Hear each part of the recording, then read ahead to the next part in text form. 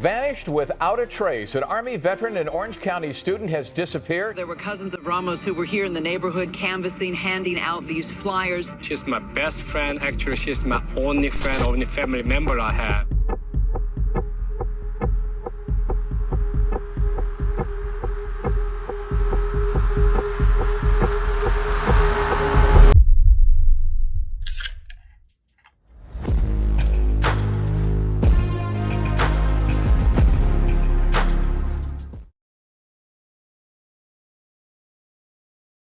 What's happening, guys, and welcome to another episode of the Real Brewsome Twosome. I'm Johnny. And I'm Mark, and in today's story, we're exploring the tragic disappearance of Maribel Ramos. Right behind us is actually where Maribel lived with her roommate, Casey Joy, for 18 months. This story got a whole community involved, becoming local news and eventually national news. We'll be exploring the spots here in Orange County, which led up to Maribel's disappearance. And when the story gets too overbearing, we'll be taking you guys to one of the best craft breweries or craft cocktail bars around. Let's get rolling, bro. Let's do it. Our story takes place around May of 2013 in Orange, California, where Maribel Ramos grew up.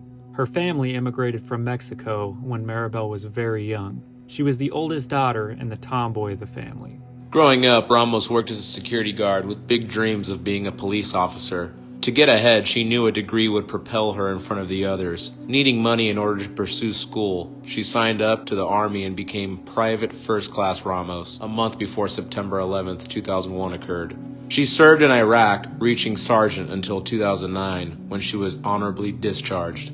So Maribel comes back to SoCal after her tour ends, where her mother passes away in 2009. She then asks her sister Lucy to move into an apartment with her. Unfortunately, Lucy couldn't at the time because she had a daughter and was settled where she was. Maribel lived in this apartment. Wanting some extra dough for rent, Maribel put an ad out on Craigslist, where Casey Joy answered. He was a quiet Korean man looking for work. He didn't have any friends or family, and Maribel felt bad for him. Maribel invited Casey to many family gatherings and events, and this made him very happy. He was a very socially awkward man and caught feelings quite fast for Maribel. Casey later told her sister Lucy on the phone that he wanted to marry Maribel and have a family with her. Her sister responded with, "You're her friend. I'm sorry. My sister will never like you like that." Lucy felt unsettled by this conversation, telling Maribel, "You need to talk to him because this could get bad." Maribel told her that they talked and that everything was smoothed over. Casey became dangerously infatuated with Maribel, wanting her to like him so much that he ends up getting a giant bangle tattooed on his arm after Maribel mentions he would look good with a tattoo. Also, dressing more hip, and most insanely, gets facial surgery to look much younger, as he was nearly 20 years her elder. Things started getting scary for Maribel at this point, where Casey snaps. Maribel called 911 a week before her disappearance, where this conversation ensued. Hi, Orange Police. Hi, it's not an emergency, but I just, is it recording? Is there a what? Is this conversation recording? Yes, every conversation is recorded. I'm just calling so that you guys know that if something happened, I did it because I was trying to defend myself. All I'm trying to say is that I'm warning you. Honestly, I will fight for my life, and I swear I will kill him. His full name is Juan Chul, but what I understand is Juan Chul Joy. Once Maribel missed a softball game, everybody knew something was wrong. No one had heard from her. It soon revealed that after touching base with Casey's sister, she shared that Casey went into a tailspin and lost it after a dispute over the parents' inheritance they left for him. After soon, he lost his job. She described Casey as a monster. She even got a restraining order against Casey, saying that he had a horrific temper. On May 3rd, 2013, Maribel's family reported her as missing after they were unable to reach her. Casey also told the authorities she had not come home the previous evening. The usual thing was being next day, Friday morning, she was not here. That's unusual. That's when I called the police. Ramos was last seen at this spot via CCTV at 8:30 p.m. on May 2nd, 2013, at the apartment complex, dropping off her rent money. This is the last sighting of Maribel known.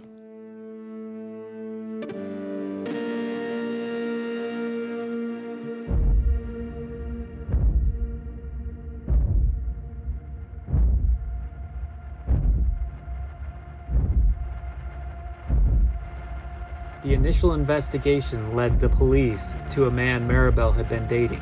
He was the last person she had spoken to the night she went missing. His name was Paul Lopez. Lopez told police that Ramos had argued with Casey that same day over their rent.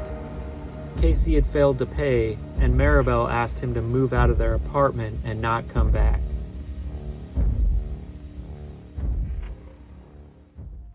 So here we are in front of the City of Orange Police Department, and this is where Casey was questioned. So do you have anything to do with her being gone right now? Absolutely nothing. I'd like to know where she is too. And who picked that up? Okay. How'd you get all these scratches on you?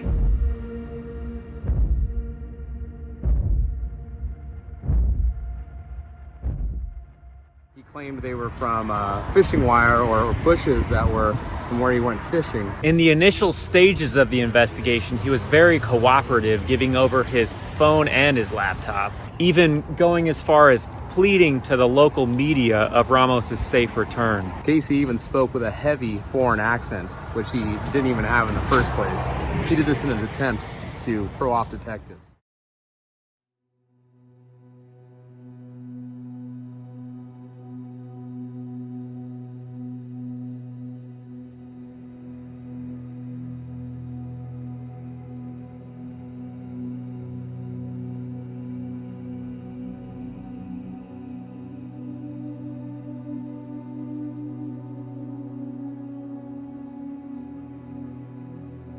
So Casey actually became an official suspect when detectives followed him to this library and monitored his search history.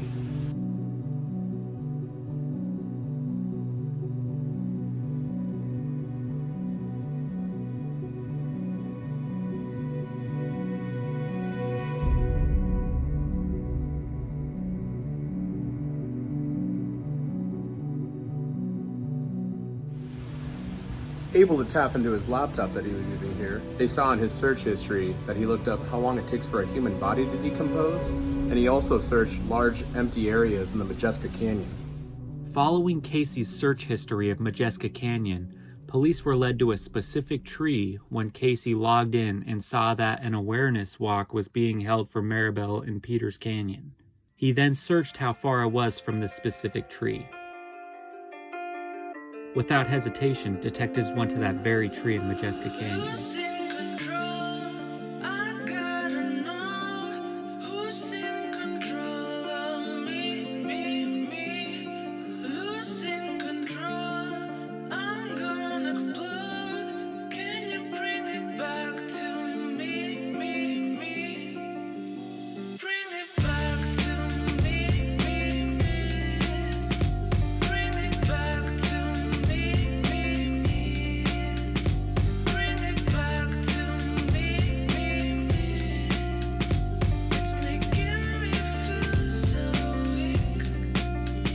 So behind us is the tree that Casey Joy used as a point of reference on where he was going to bury the body. Yeah, so after detectives saw that Casey looked up this tree, they came to this very spot, and within minutes they found Maribel's body, very decomposed over here.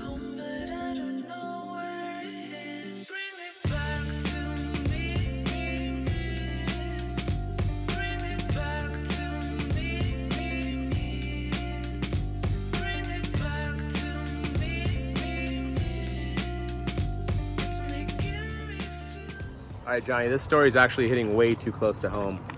Yeah, like what do you mean? Well, I grew up literally 6 miles up the road, like very close to this exact spot right here, and this whole story. I think it's time for a beer. Yeah, you know what? I think you're right, dude. Radiant. Yeah, let's go. Let's cruise.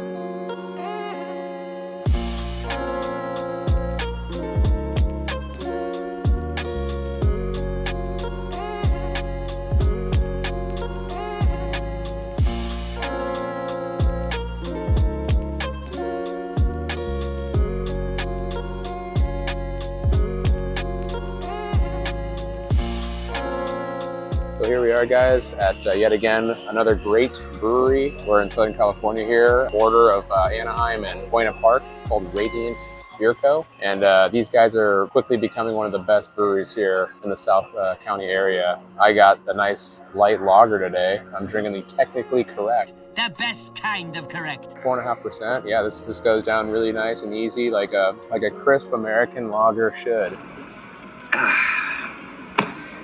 This lager hits the spot. It's actually kind of crispy and cold out here right now, but A little bit, dude. but you know what? This beer's pushing me through. It's keeping me nice and warm and toasting myself. Dude, you're making me want one of those. Hey, I got an open tab. I got... But you're only allowed one more beer on my tab. Better make it count. What do you got there, dude? I got the So Clear and Pure. It's a 5.2 Pilsner. So we're drinking the nice, light, crispy boys tonight. Like I said, this is a newer brewery. It's been around for just around a couple years almost now, and they're doing some really good stuff here. Super stoked that they're here now. I feel like it was kind of the obvious choice for this case, right?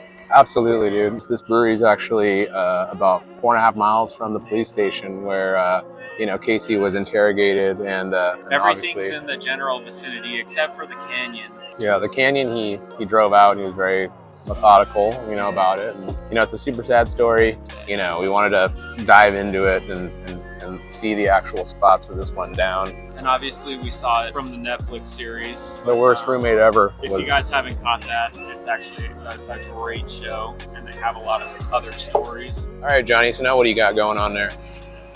Dude, I got the energy in motion. And clap. Here we go. Okay. Nice little energy in motion. Citrus, Strata, and Cashmere. Nice little combo there. Dude, good call. Yeah, I know, yeah. You've done your research. And I got the nice dried Irish Stout. It's delightful. Perfect for a nice chilly night like what we're experiencing right now. There you go. Yeah, I've had a lot of good dry Irish stouts, specifically one from Laguna Beach Beer Company called Wilderness Park, shout out. That's one of my favorites. But yeah, this is obviously very similar to a Guinness, Okay. Nice 4.5%, easy drinking, dark, roasty, perfect for a nice chilly night. Well, cheers, bro. Go. Cheers. So good. That's a tasty one, man. That's a tasty dactyl. It's a tasty dactyl. Dude, when you get a mustache, nice little stout stash after, it's good. So Johnny, honestly, how good is that beer? I'll say it's like a fruit bomb in a glass. So if you guys enjoyed today's story, make sure you give us a like and a follow. I'm the party pooper. We're going to keep it going with the deepest, darkest skeleton in Southern California's closet, as always. Absolutely. And showcasing the absolute best breweries around. We're going to eventually get to a cocktail bar. I know we always say that in the beginning of every episode, but we're going to get there in the next episode. Isn't that right, Johnny? That's right. Yeah, stay tuned. This next episode is going to be really crazy. So join us next time as we uncover more skeletons in Southern California's closet.